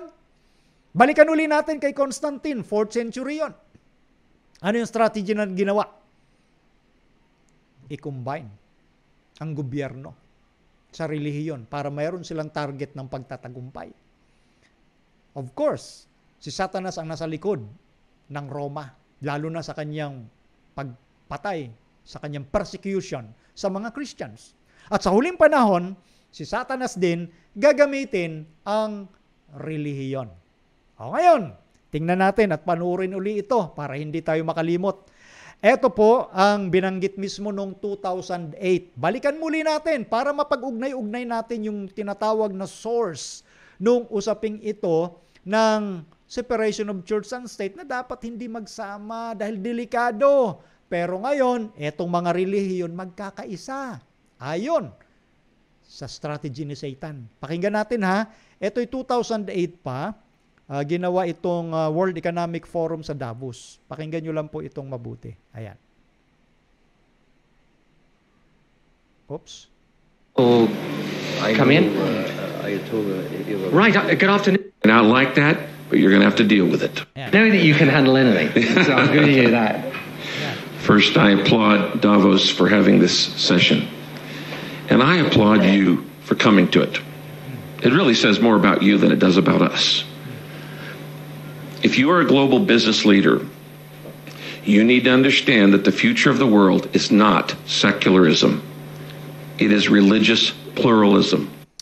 Napansin niyo yung binanggit mismo ni Pastor Rick Warren na kayo ika ng mga business leaders dapat niyong maintindihan na ang future ng ating mundo ay hindi secularism kundi religious pluralism.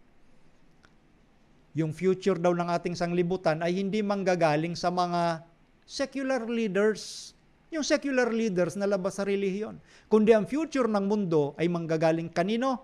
Sa religious pluralism. Pag sinabing yung pluralism, yung nagkakaisang mga relihiyon sa mundo. So mangunguna ang relihiyon sa mundo. Sino nagsabi mismo? Si Rick Warren noong 2008 sa Davos. Tuloy ho natin. Maganda itong sinasabi niya. You may not like that, but you're going to have to deal with it. Maaari mo ikang hindi magustuhan yan, pero dapat mong tanggapin. Wala ka na magagawa eh. You have to deal with it na ang mangunguna, religious pluralism. Tuloy natin ha, para hindi lang kayo makalimot, binabalik-balikan natin to. The world is becoming more religious, not less. The world is becoming more religious, not less. Nagiging religious ang mundo ngayon. Try nyo ngayon na mag-search sa internet na nandyan yung pagkakaisa ng lahat ng relihiyon ngayon para masolusyonan ang krisis natin sa mundo. Eto 2008 pa. Meaning, nandyan yung tinatawag na plano. Eto, tuloy lang natin ha. Tuloy natin. The myth that as education rises, religion would go down is that literally a myth. And if you happen to be in a country where either houses of worship are not strong, you have no idea of the vitality of faith around the world and see how influential it really is. Napansin nyo? The vitality of faith around the world and really influential. May impluensya ngayon ang relihiyon sa mundo. Tanong, sino ba nangunguna? Sino ba ang nangunguna at nilalagay na leader? The Pope of Rome. Ituloy lang muna natin ha. Yung sinasabi ni Pastor Rick Warren, ultimately nangyayari ho talaga to the letter. There are major problems on our planet. I call them the global giants. Yan. They affect not millions of people, but billions of people. Pandemic diseases, extreme poverty, Yan. illiteracy, corruption, Yan. global warming, spiritual emptiness. We cannot solve these problems without involving people of faith and their religious institutions. Yun. Di ba inisa-isa niya yung problema ng mundo? Kasama na yung crisis sa climate, lahat, so on and so forth. Hindi daw natin masolusyonan ito pag hindi natin isinama ang mga religious leaders. May mga paraphrasing pero yun yung point or yung content, yung essence ng kanyang sinasabi. Hindi kaya ito ng mga secular leaders, kundi sa pamamagitan ng mga leader ng relihiyon. Tuloy natin ha. Eto, ganda yung sinasabi niya. Come in. Naulit. It is the faith component. Government has a role that only when we talk about partnerships at Davos, we basically talk, there are over 1 billion Muslims, global warming, spiritual emptiness. We cannot solve these problems without involving people of faith and their religious institutions. It isn't going to happen any other way. On this planet, there are about 20 million Jews. There are about 600 million Buddhists. There are about 800 million Hindus. There are over 1 billion Muslims. And there are 2.3 billion Christians. If you take people of faith out of the equation, you've ruled out 5/6 of the world. Kita nyo? Di ba inisa-isa niya yung bilang o binubuo ng bawat miyembro ng bawat relihiyon, Hinduism, Buddhism, Judaism, Islam, Christianity. Kung hindi natin i-involve ang mga to, inaalis mo 5 sa 6. So anong magagawa nung matitirang 1%? 5 nga sa 6 yung may kinalaman sa mga leader at grupo ng mga relihiyon na dapat involved sa paglutas ng problema sa mundo natin.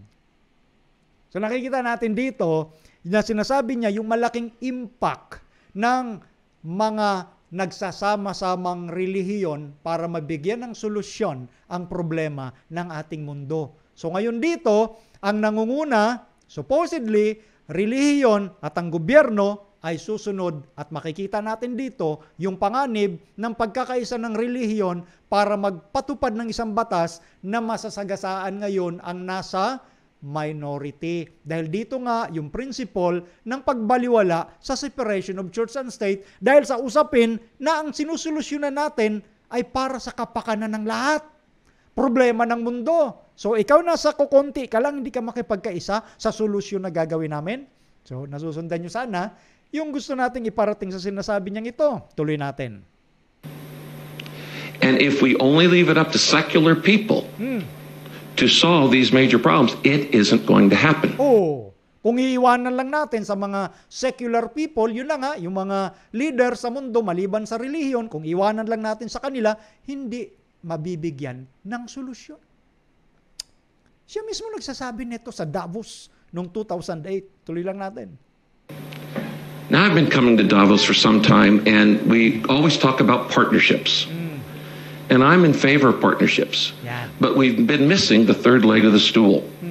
When we talk about partnerships at Davos, we basically talk about public and private, or public being government and non-government organizations, and private being the for-profit organizations. A one-legged stool will fall over, and a two-legged stool will fall over. You have to have 3 legs. And the third leg of the stool are the people representing faiths on this stage and others.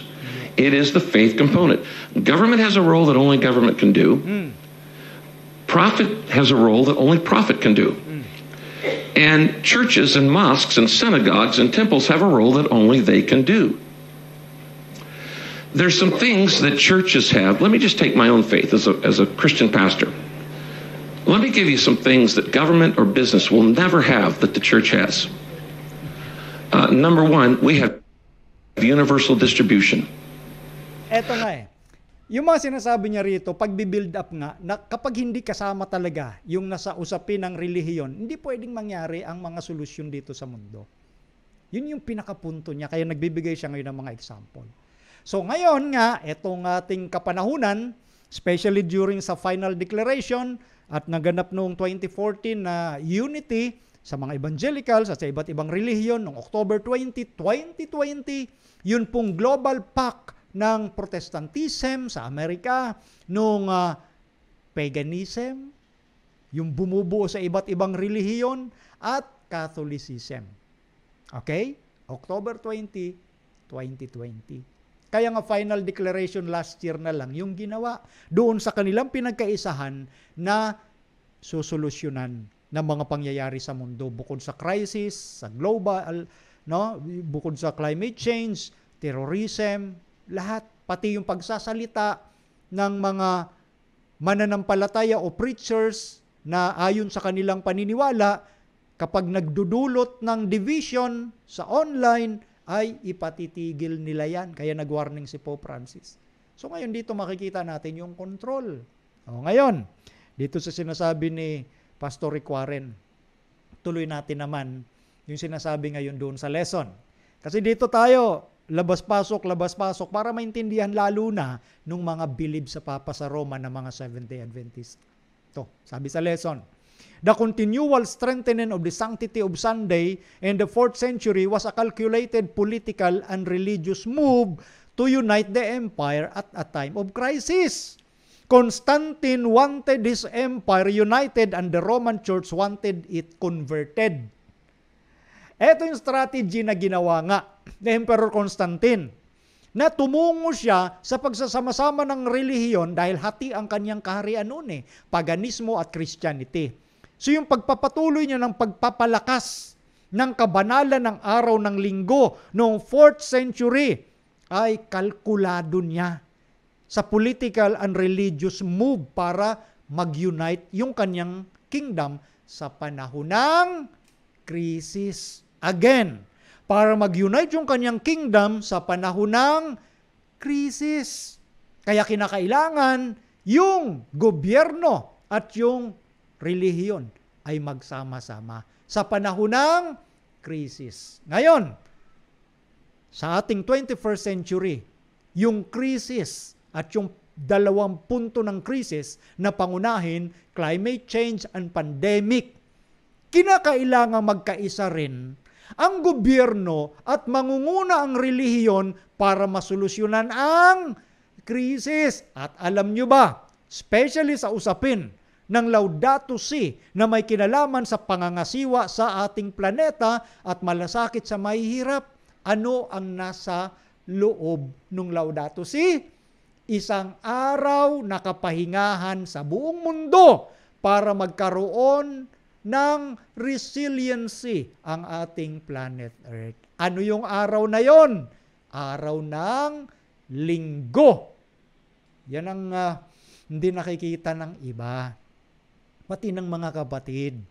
Kasi ang pinapakita sa usaping nagaganap ngayon, yung solusyon sa krisis. Ang punto dito, yung ginawa noon ng kaaway sa panahon ni Constantine, nauulit sa ating panahon para parangalan ang araw ng linggo. Tandaan nyo sa mga nanonood nating mga kaibigan ho rito, pag dumating yung panahong yon na ipasa ang batas patungkol sa pag-iingat ng araw ng linggo dahil ang kanilang solusyon ay para makapagpahinga ang ating planeta, lahat ay titigil sa trabaho. Walang trabaho, walang pabrika na bukas, makakabawas siya ng binubugan niya na masamang usok, itong carbon dioxide sa ating atmosphere. Paglinggo, titigil din ang transportation. Kaya nagkaisa nga, yung mga transport, lalo na sa Europe, para sumang-ayon sila sa plano sa Laudato Si, natitigil din sila ng kanilang transport. Dahil siyempre yung mga sasakyan, nagbubuga rin yan ng carbon dioxide sa ating atmosphere. Ha? Yung mga eroplanong lilipad, nagbubuga yan at bilang nila, for example, sa mga bumabiyahe dyan, tingnan nyo yung ticket ninyo. Meron dong nakalagay na contribution. Kapag lumipad ang eroplanong ito ang contribution niya sa atmosphere. Ito yung carbon dioxide na nilalabas niya. Yan na ngayon ho yun. Kaya may mga mitigating factors na ginagamit ngayon o ginagawa o binibigay na solusyon sa lahat para maabot nila yung target na 1.5 degrees Celsius. Ano ho? Yun yung target nila para mabawasan yung masamang klima sa ating sanglibutan. Di ba ang ganda? Pag tiningnan yung ibabaw pero nasa ilalim niyan, isang araw na kapahingahan sa buong mundo. Anong araw yon? araw ng linggo. Tandaan nyo yan, mga kaibigan, at doon sa mga kapatid na hindi pa alam yung nangyayari na yan. No? Kaya yun ang pinapakita natin, na nasa lesson din natin yan. Ngayon, dito sa lesson, pansinin ninyo, kaya sabi ko, ang ating lesson ay napakaganda at maingat din siya. Ito lang yung program natin na nagsasabi ng mga detalye at hayagan tayong nagsasabi ng detalye. Tingnan nyo yung sinasabi sa lesson. Sunday must be a day of rest for everyone. At yan ang nakalagay sa Laudato Si. Sunday. Ha? At dito sa baba, ito naka-highlight ng light violet. Supposing society's best interest, siguro basahin natin yung konteksto. Sooner or later, laws will be passed. Sooner or later. May batas na ipapasa. At yung mga tao, conscientiously, sinusunod nila yung salita ng Diyos at ipinapangili nila yung tunay na sabat ng Biblia, babansagan sila na lumalaban sa kapakanan ng lipunan. See? Malilabel ho tayo na mga nangingili ng totoong sabat ng Biblia. Malilabel tayo na nilalabanan natin yung society's best interest. Diba? Yan yung matagal at paulit-ulit nating nile-lecture dito na may kinalaman sa social contractuary. At yan din yung nasa Second Vatican Council na education na tinuturo nila na dapat pangunahin mo ang kapakanan ng lipunan kaysa sa sarili mo. Yan yung social contractuary. Yan yung sinasabi nga rito, mababansagan ka kapag lalaban ka sa batas ng Sunday law, babansagan ka na kontrabida ng para sa kapakanan ng lipunan. Ano yung best example dyan na naganap? Di nung panahon ng pandemic. Magpabakuna ka para hindi ka makahawa ng higit na nakararami. Kukunti lang kayong ayaw That is social contractuary. Yan ang mga pinapakita. Yung lesson natin, at least sinabi na niya yon, agree. Dahil ito pong nile-lecture natin. Darating ang araw na yon, mga kapatid, mga kaibigan. At nakikita natin, malapit na yan. Bakit? Naglabas na ng final declaration last year. Pinagkaisahan ng mga religious leaders at political leaders. Ngayon, speaking pa sa mga evidences, eto, ang magsasalita mismo ay ang Jesuit General. Bagamat ito'y napakinggan na ng iba, eto yung ating excerpt. Pansinin niyo po ito, ha? Eto yung excerpt. Kaya nga sinasabi ko sa inyo, yung mga pinagsasabi natin dito documented. Hindi po ito kwentong kutsero. Ha? Eto yon. Tingnan nyo. Eto. Hindi, paparinig ko rin uhuli sa inyo mamaya. In-interview siya sa podcast, no? Etong America, the Jesuit Review sa YouTube channel. Ang lalaki ho dyan na nakikita ninyo ay ang kasalukuyang Jesuit General na si Arturo Sosa. Ang sabi niya doon sa tanong nung host ng programa na yan, kasi tinatanong na bakit, kumbaga parang iba ang iniisip ng mga miyembro ng Roman Catholic sa ginagawa ngayon ni Pope Francis, parang radical. So ngayon, ang sagot dito ng Jesuit General ay ganito. Pope Francis is without doubt a man of Second Vatican Council. Siya daw ang lalaki ng Second Vatican Council, meaning to say, symbol ito na yung plano noon sa Second Vatican Council, kumbaga isinasakatuparan lamang niya. Ang Second Vatican Council, of course, yan po ay Roman Catholicism. Kung anong pinag-usapan noong 1960s, yan yung ginagawa ngayon ni Pope Francis. Kaya nga sabi rito, if somebody wants to understand Pope Francis and his way of proceeding in his leadership, needs to go back to the experience, to the decrees, and to development of the church by the Second Vatican Council. Kung gusto niyo daw maintindihan yung ginagawa ngayon ni Pope Francis, balikan ninyo yung mga decrees at karanasan doon ng pag-develop ng church sa Second Vatican Council. Tinalakay natin ang Second Vatican Council. Sa hindi nakapanood, panoorin nyo. Para maintindihan ninyo yung mga nagaganap ngayon, lalo na sa mga crisis na pinag-uusapan ngayon sa environment, mula pa yan sa Second Vatican Council. Okay? Kung paano kontrolin ang media, mula pa yan sa Second Vatican Council. 1963, yung may kinalaman sa social media. Okay? Tuloy pa natin.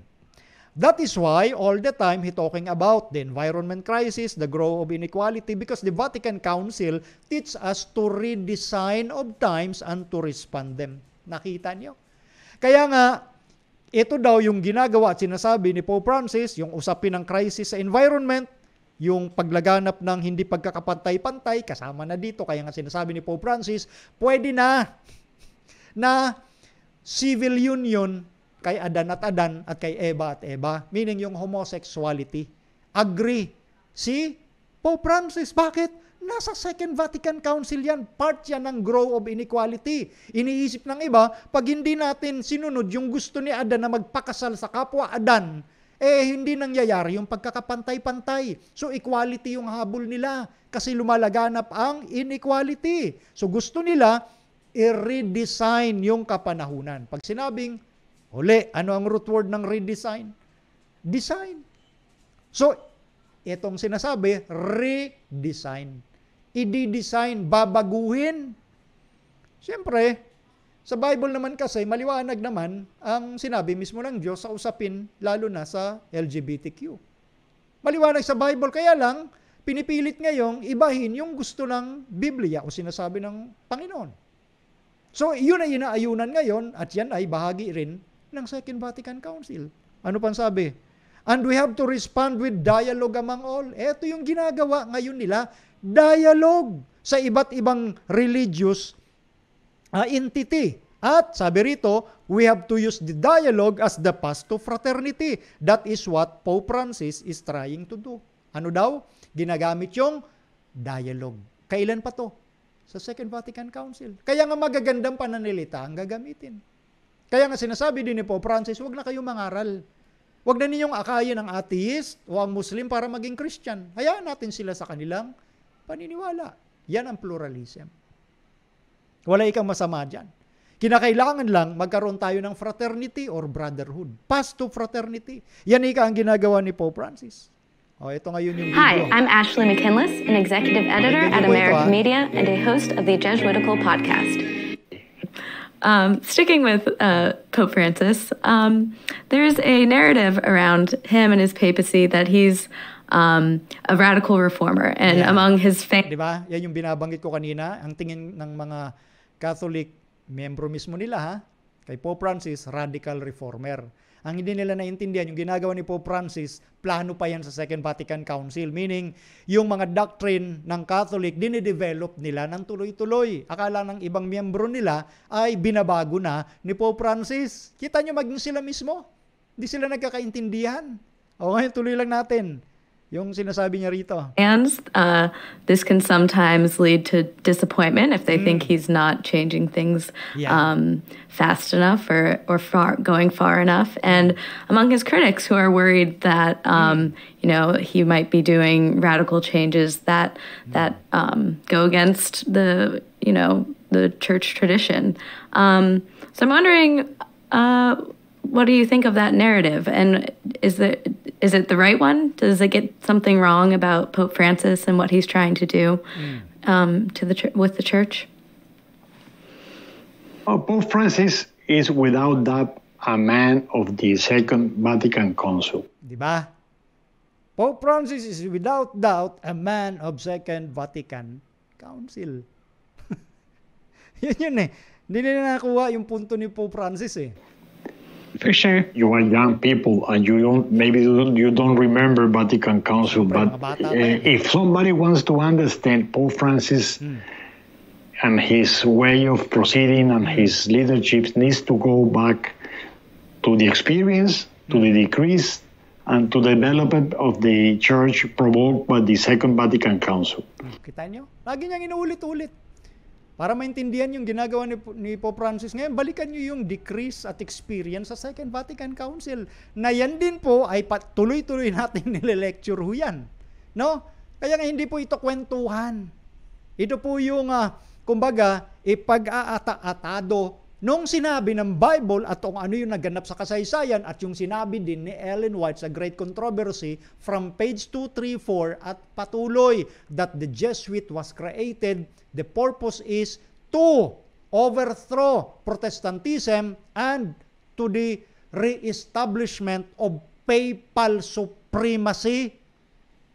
Yan ang problem kapag hindi tayo nag-aaral ng may kasipagan. Ito, sinasabi ko ito doon sa mga kapatid na humahanga sa ginagawa ni Pope Francis ngayon. Yan ay para sa inyo yung sinasabi natin. That's a reference points that we cannot forget if we want to understand what is going on in the church and in the mind and the heart of Pope Francis.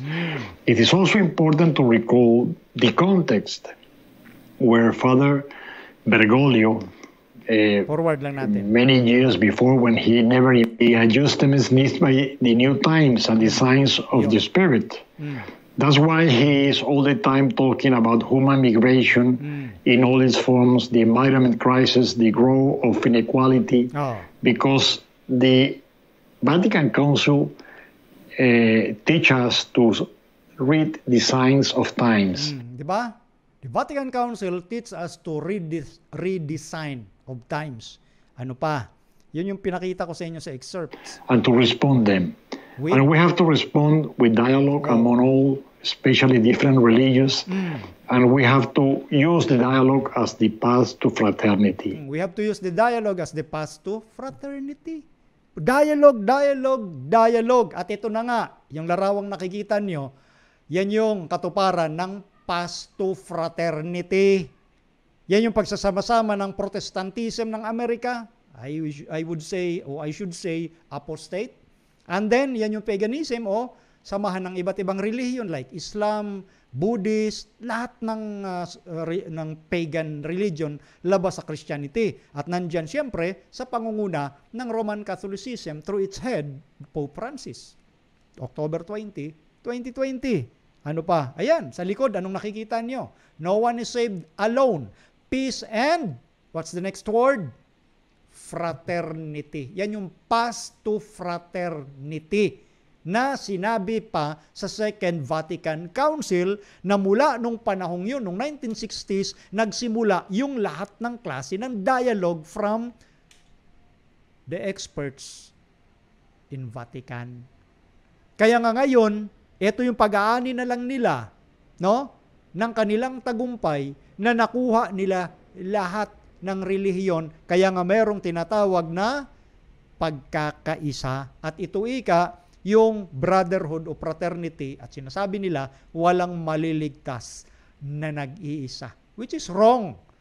Ang salvation sa Bible ay personal, individual relationship with our Lord Jesus Christ. There is no such thing as corporate salvation. Wala hong kaligtasan sa grupo. Like for example, nagpamiyembro ka sa isang samahan ng pananampalataya, ligtas ka na kasi member ka na dyan. Turo yan ng Roman Catholicism. Na ganun din ang inangkin ng ibang mga sekta ng Christianity. Na pag hindi ka umanib sa kanila, hindi ka naligtas. Yan yung masamang doktrina. Kasi sa Biblia, individual, personal relationship with Jesus Christ. No? Kahit nasa mabuti kang samahan, pero wala ka namang maayos na relasyon kay Kristo, walang silbi. So, ang point lang natin, kaya natin pinapakita to, dahil ito yung mga katuparan ng sinabi pa sa Second Vatican Council. O ngayon, sa mga nagsasabing bumait na siya, ulitin-uli natin. Yung sinasabi sa Great Controversy, the Roman Church now presents a fair front to the world, covering with apologies a record of horrible cruelties. She has clothed herself in Christ-like garments, but she is unchanged. Every principle of the papacy that existed in past ages exists today. Bawat prinsipyo ng kapapahan na umiral noong nakaraang kapanahunan, yan pa rin yun ngayon. Hindi nababago yan. Kaya dun sa mga kapatid na nagsasabi na mabait na at maayos yung ginagawa ng Vatican, iniinsulto niyo ang banal na Espiritu ng Diyos. Dahil ito po ang sinabi ng ating Panginoon. Kasama na rin kayo sa nadaya ng first beast ng Revelation 13. Yan ang problem sa hindi ho nagpapakumbaba sa harap ng Panginoon para alamin yung kalooban ng ating Panginoon. Di ba? Pope Francis described himself as a pilgrim of peace when he landed in Nur Sultan, the capital of Kazakhstan, on September the 13th. The papal trip to the Central Asian country, home to us, Francis lamented in his brief address, politics and religion should therefore neither be mixed nor separated. Politics and religion, sinabi ni Pope Francis, ito true interpreter kasi Latin yung binabanggit niya. No? Politics and religion is neither to be mixed or separate.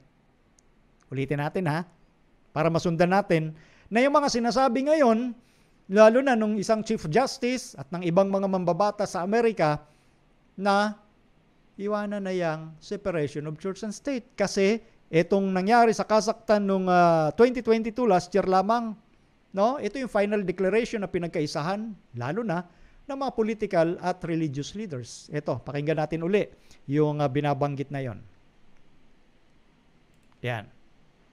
And religion should therefore neither be mixed nor separate. Too much lack of dialogue and understanding for the other, Francis lamented in his brief address.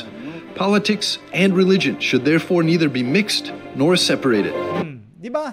Yan yung gusto nila ngayong mangyari, hindi na dapat paghiwalayin ang church and state at yan ay mapanganib. Huwag niyong kalimutan yung kasaysayan during past ages, the dark ages specifically. No, dahil walang proteksyon ang gobyerno, no, sa Western Europe. Nagpagamit sila sa makapangyarihan at may impluwensyang papacy para usigin ang mga taong hindi sumusunod sa gusto ng Papa sa Roma. Kaya nga sabi nga noong 1850, kapag nangyari yung ascendancy ng Roman Catholic sa bansang Amerika, religious freedom is at an end. Malapit nang magtapos. 2022.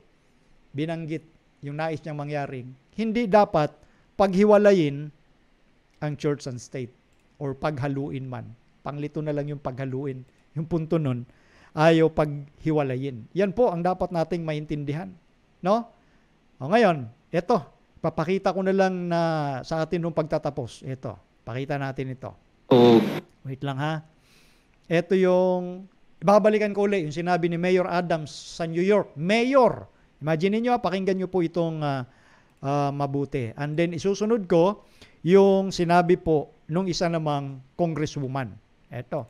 Mayor Adams coming under fire for comments he made today that appear to oppose the separation of church and state. Morgan McKay. Yung sinabi ni Mayor Adams at appears doon sa ino-oppose niya sa madaling salita ang separation of church and state. Kaya kanina pinanood ko sa inyo yung sinabi ng professor na yung separation of church and state wala naman sa constitution yan. Eto, tuloy natin. Newsroom with details of exactly what the mayor said this morning. Morgan. Stephen and Tasha, look, if you've been listening to the mayor's comments for a while now, he's been very open about his Christian faith and said around this time last year that God told him to become the mayor. But his comments recently have gone a bit farther. And today he seemed to push back on the idea of separation of church and state. Don't tell me about no separation of church and state. State is the body, church is the heart. Pansin nyo, mula mismo sa kanyang bibig, no? Ginamit niya yung philosophy na yung church is the heart and state o gobyerno is the body. Kaya hindi pwedeng paghiwalayin yung puso doon sa katawan. Siyempre, magiging walang buhay. That is philosophy. Imagine ninyo na ang politikong ito itinalaga, no? Nanalo siya. At of course, ang isang politikong nanalo, sa kanyang tinakbuhang posisyon, manunumpa yan sa kanilang konstitusyon. Of course, lahat ng mga politicians, manunumpa yan kapag nanalo. Para ipagtanggol ang kanilang konstitusyon.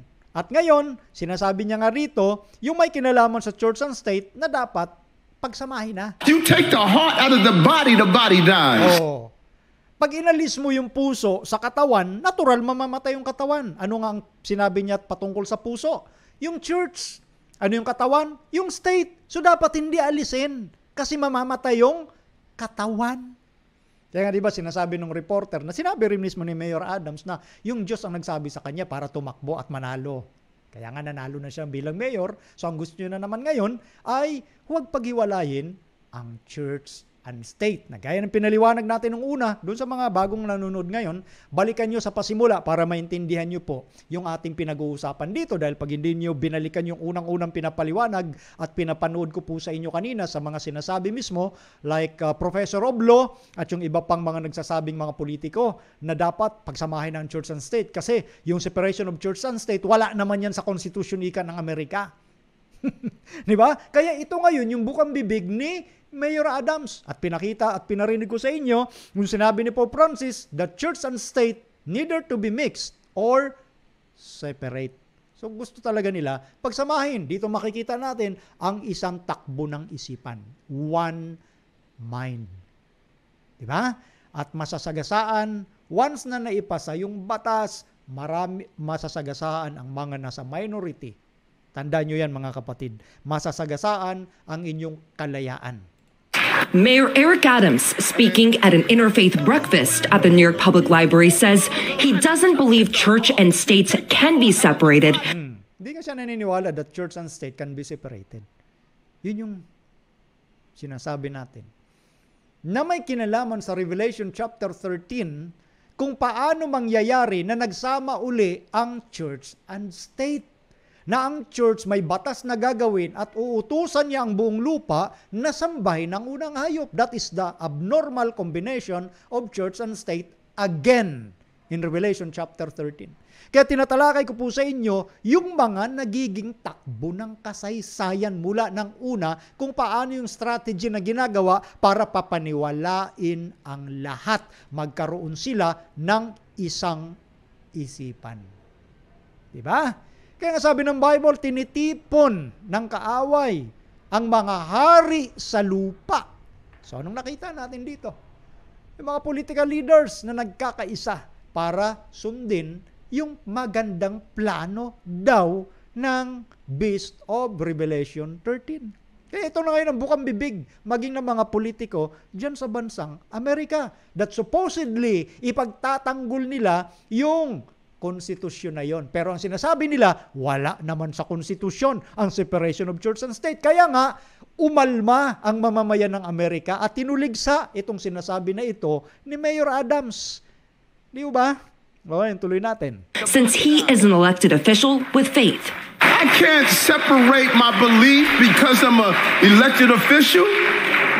When I walk with God. Tingnan nyo sabi niya rito, hindi kailangang i-separate yung aking pananampalataya. Natural. Di ba yun yung sinabi rin kanina ng Professor Oblo? Kinote niya si First President ng Amerika na si George Washington na dapat yung sa morality bilang leader, indispensable support yan, yung moralidad sa political arena. Which is true. Ang punto lang naman ng tinatawag na First Amendment that Congress shall make no law ay para bigyan ng proteksyon ng mamamayan na hindi sila pwedeng diktahan ng gobyerno. Hindi pwedeng makialam ang gobyerno kung ano ang paniniwalaan nila. At hindi sila pwedeng parusahan ng gobyerno kung iba ang paniniwala nila. Yun yung pinakapunto kung bakit may separation of church and state. Pero ang ginagawa nila, straw man. Na hindi ko pwedeng ihiwalay ang aking pananampalataya sa Diyos bilang mayor. Natural. Hindi inaalis sa iyo yung personal mong paniniwala sa Diyos na kinikilala mo.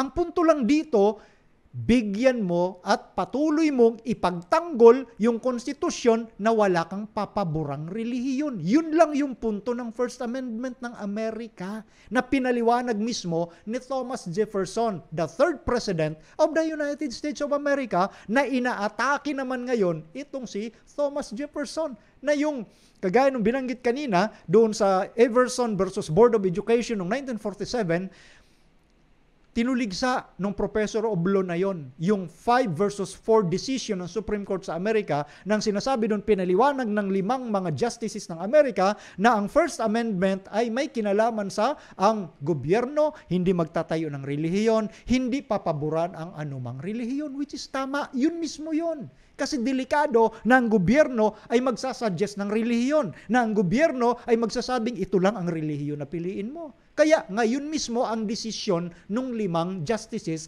versus 4 na yun ang ibig sabihin ng First Amendment. Nandun eh. Kaya nga proteksyon sa atin yan.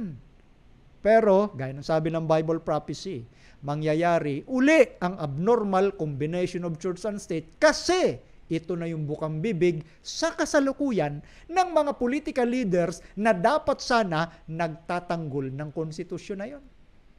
At yan din kasi ang gusto ni Pope Francis. Hindi paghiwalayin ang church and state. Sana sundan ninyo yung itong pinag-uusapang ito para maunawaan natin yung lalim ng ating pinag-uusapan. No?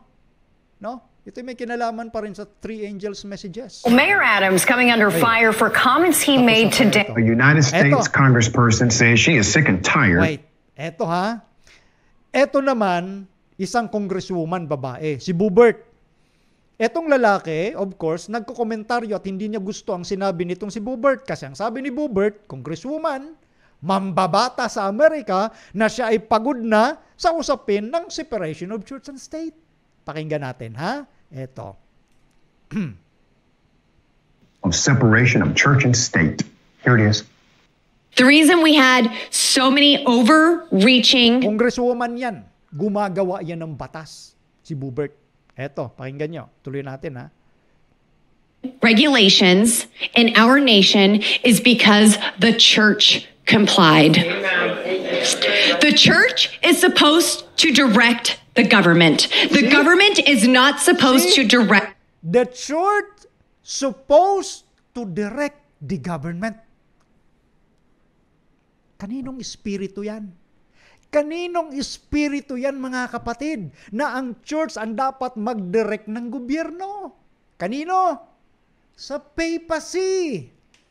Kaya tingnan ninyo yung Revelation 17, yung pagsasalarawan doon sa prophecy na ang babae, ang false church, ang nakaupo sa hayop. Na yung hayop kumakatawan sa political kingdoms or political leaders. Sinong nagdedirect? Yung false church. At ang sabi ngayon ng congresswoman, dapat ang church ang magdidirect ng state. Revelation 17. Kaninong espiritu ang gustong ipagpatuloy nitong congresswoman? The spirit of papacy. Tuloy natin, ha? Sana nasusundan nyo yung mga lalim ng punto na pinag-uusapan dito. The church. That is not how our founding fathers intended it. And I'm tired of this. That is not our founding fathers intended. Diba yan din ang sinabi kanina sa pinanood ko sa inyo ng Professor of Law na hindi intensyon ng founding fathers yung separation of church and state. Bakit ngayon ganun na ang isipan nila sa konstitusyon? Ano ang sabi sa Great Controversy? The Jesuit will shape the policy of nations. Wow! From 16th century down to 21st century, nangyayari yung sinasabi sa prophecy. Yung mga kaganapan na nagaganap, yung mga bakas na nakikita natin ay bakas ng kapapahan, especially during the Dark Ages. Ulitin natin yung punto na yon para hindi nyo mabitawan. Ito. In our nation is because the church complied. The church is supposed to direct the government. The government is not supposed to direct the church. That is not how our founding fathers intended it. And I'm tired of this. Diba? Ibinabalik talaga niya yung spirit ng papacy. Ito na ngayon, yung panibagong composition ng mga mambabatas sa Amerika. Dahil ito yung layunin ng Jesuitism, the reestablishment of papal supremacy. Aalisin na ngayon yung separation of church and state. Kaya nga sabi ni Congresswoman Boebert, maliban kay Mayor Adams, pagod na ako sa separation of church and state. Okay? Tuloy natin, ha? separation of church and state junk that's not in the Constitution. It was in a stinking letter, and it the separation of church and state is not in the Constitution. Wow! Iisa talaga yung kanilang direksyon, katulad nung sinabi ng isang professor ng batas. Wala ika sa Constitution, at anong sinabi niya? Galing lang yon sa stinky letter. Ulitin natin yon, yung puntong yon. Ulitin natin. Eto. State junk that's not in the Constitution. It was in a stinking letter, and it means nothing like what they say it does. It was in stinking letter. Yung phrase na separation of church and state, sabi niya, it was in stinking letter. Sa mabahong sulat lang galing yon. Kanino bang sulat? Yung pinupunto na doon lang nanggaling yung phrase na separation of church and state. Kaninong sulat? Kaninong sulat? Kay Thomas Jefferson noong 1802. Doon lang galing. So, iisa yung tumbok nila, lalo na yung pinapaliwanag na pinanood ko sa inyo, ng Professor of Law, galing lang yon kay Thomas Jefferson. Meaning, wala yan sa Konstitusyon. So, dito natin makikita, mga kapatid, yung galit, yung pagkamuhi nila sa proteksyon na binibigay ng bansang Amerika sa kanilang mamamayan. Bakit? Bakit sila namumuhi? Kasi yun yung gusto nila na espiritu na ginagawa ng papacy o ginawa ng papacy during the Dark Ages. To rule the nations. Sundan nyo, mga kapatid, kung ano na nangyayari ngayon sa ating kapanahunan. Kaya yung sinasabing batas patungkol sa Laudato Si, patungkol sa isang araw na kapahingahan sa buong mundo, hindi na magiging mahirap na usapin yan. Dahil nga, ang kanilang gustong sabihin ay para kasi yan sa kapakanan ng ating planeta, kapakanan ng lipunan. So walang kinalaman yan sa relihiyon. See? Nakikita ninyo ngayon yung strategy na hindi magiging mahirap ang pagpasa ng batas na may kinalaman sa Sunday rest again.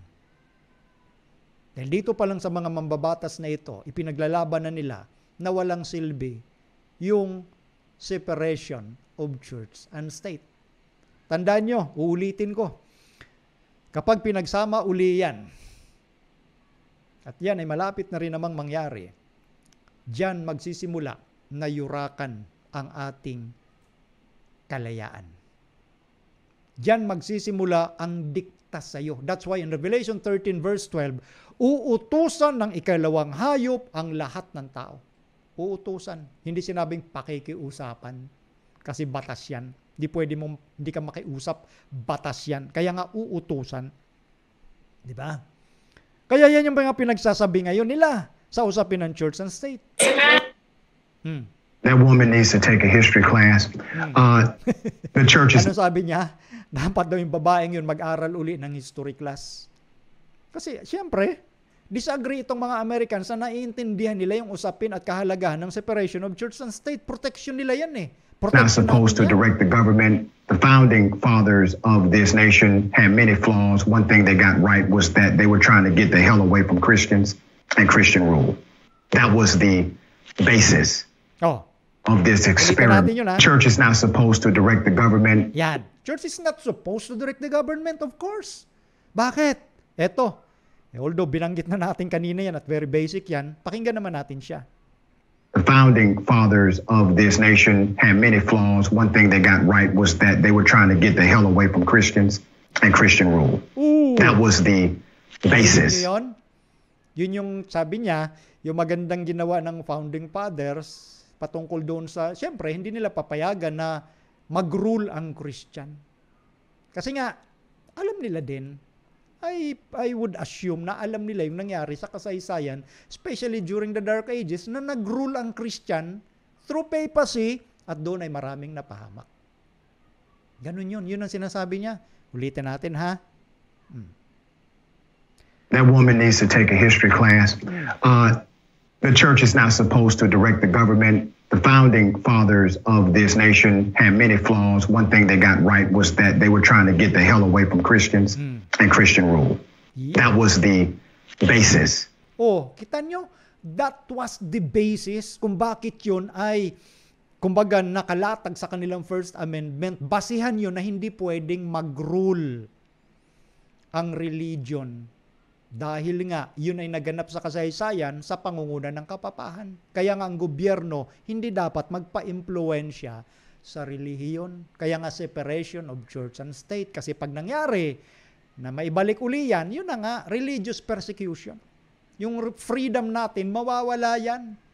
Doon pa nga lang sa usapin ng vaccination, gusto nang ipilit Kaya nga dyan nakahain ngayon, bill pa lang, pagdidebatihan sa Senate natin, tungkol sa mandatory vaccination. At nakakahiya naman yung mga mambabatas dyan sa Senado na nagpo-propose ng ganung bagay. Alam naman nila na labag yan sa konstitusyon. Pero syempre, may panukala ang buong mundo kasi. Kaya ngayon yung tinutulan naman ng European Parliament na isang representative na nagngangalang Christine Anderson na huwag nating pababayaan na ipagkaloob ang kapangyarihan sa World Health Organization kapag sakaling may panibagong pandemic uling dadating na sila ang magde-decide. Hindi naman sila mga halal ng tao. Hindi sila binoto dyan. No? Kaya yun ang pinipigilan ng isang representative sa European Parliament. Again, her name is Christine Anderson. At ang title nga ng video na yon ay demolition ng ating democracy na ginagawa ng mga global elite. Representative na yun, ha? Kaya yung iba dyan nagbubulag-bulagan, pinili nyong maging bulag dyan, ituloy nyo. Huwag lang kayo mandamay ng ibang mga kapatid. Nabubulagin din ninyo. Ha? Tuloy natin to. Of this experiment known as America with a secular government. Let's go ahead and go to the Constitution. Ayan. Congress shall anyway, make no law. Niya lang uli yan, yung ating nung binanggit na kanina. Okay? So, eto na. Yung atin pong a United States. Anyway, yun na. Yun yung ating tema ngayon. So, yun po yung punto natin regarding sa separation of church and state. So, next time, tatalakayin natin yung ilan sa mga detalye naman ng itong nangyayaring climate change. Kung sino ang author nitong kaganapan at klimang hindi maganda sa ating planeta. Ipipresent ulit natin yan sa detalye ng Bible, ng Spirit of Prophecy. Yun po. Kaya nga, yun yung atin pong nais na ipaunawa sa lahat, no? Na itong usapin na ito ay nakabatay po ito sa Bible prophecy, especially ng Revelation chapter 13. Pero yun nga, gaya ng sa lesson natin, pinapakita na doon na yung mga tao talaga sa mundo, darating sa punto talaga that all the earth will worship that beast. Revelation chapter 13 verse 4 and verse 8, lahat ng nangananahan sa lupa sasambahin ang hayop at ang dragon. Yun. Kasi ang mga tao talaga, pinili nila na makinig na lang at tamarin na sila sa pagtuklas kung ano yung mga totoong nagaganap sa mundo. Ito pong nagaganap sa ating mundo ay labanan ng Diyos at ni Satan. Ito yung tinatawag na malaking tunggalian. Nakaugat lahat yan doon sa bintang ni Satanas na hindi kayang sundin ang kautusan ng Diyos. Kaya yung ginawa ng Diyos ang araw ng Sabat, idinisenyo niya yan para lalong tumibay yung relasyon niya sa kanyang mga nilikha. Gumawa si Satanas ng huwad na Sabat. Yun nga yung linggo na isinagawa ng 4th century. No? At yan ay uulitin ngayon na parangalan sa pamamagitan ng usapin ng climate crisis. Nabigyan ng isang araw na kapahingahan ng buong mundo para sa kanyang resiliency, para siya ay maging matibay uli. Isang araw na kapahingahan. So yun yung labanan ng doktrina ng Diyos at doktrina ni Satanas. Pero malungkot mang sabihin, sa Bible prophecy, all the earth will worship the beast. Huwag po sana tayong, kumbaga magpatalo doon po sa mga sistemang ginagamit sa buong mundo ngayon na sila'y nagkakaisa. Pero ang nilalabanan nila ay ang kordero ng Diyos, ayon sa Revelation chapter 17. So nakikita naman natin, hindi bulag. Sana, hindi ko kayo mga bulag na nagkakaisa ang lahat at ang isipan nila pinagkatiwala na sa hayop. Sila'y nagkakaisa ng isipan. Yan po yung strategy na ginagawa ng kaaway. Nagawa na yan nung panahon ni Constantino, uulitin uli sa ating kapanahunan. Ngunit, ang magtiis at tuloy na manampalataya sa Diyos at sumunod sa kanyang mga utos, mananatili sa daan ng kaligtasan. Ang tanging paraan para makaiwas sa pagtalikod sa Diyos or apostasy is, ano yung tanging paraan? Obedience. Pagsunod lamang sa Diyos. Hingin natin ang patuloy na biyaya ng Diyos na mabigyan tayo ng kapangyarihang makasunod sa Kanyang kautusan. Pagpalain tayong lahat ng ating Panginoon at tapusin natin ang ating programa sa pamamagitan ng panalangin, and then babalik ako at babasahin ko po yung inyong mga komento at babatiin ko yung iba na makikita ko rito. Tayo po muna ay nanalangin sa ating pagtatapos. Banal naming Diyos, maraming salamat po sa gabay sa programa. Nawa itong mga nailahad na mga impormasyon ay magdulot ng inspirasyon at pag-asa sa aming mga kaibigan at mga kapatid na ang inyong pagdating ng inyong bugtong na anak ay malapit na mangyari, at bagamat dadaan kami sa mga tunggalian at pag-uusig ng kaaway, kami nagpapasalamat na kami po ay hindi ninyo pababayaan at mananatili kaming ligtas dahil kami ay hawak ng inyong mga kamay. Tulungan kami, Ama, na maging matatag anuman ang mangyari, 10 ng aming sambahayan, ng aming mga miyembro sa iglesia, ang bawat miyembro sa iglesia ng iba't ibang pananampalataya ay pagtibayin din at dalhin sa liwanag ng katotohanan upang ang kanilang mga kaluluwa ay patuloy na maging ligtas, lalo na sa pagdating ng inyong bugtong na anak. Ito po ang aming samot hiling. Maraming salamat sa pagtugon sa pangalan ng Panginoong Yesus. Amen.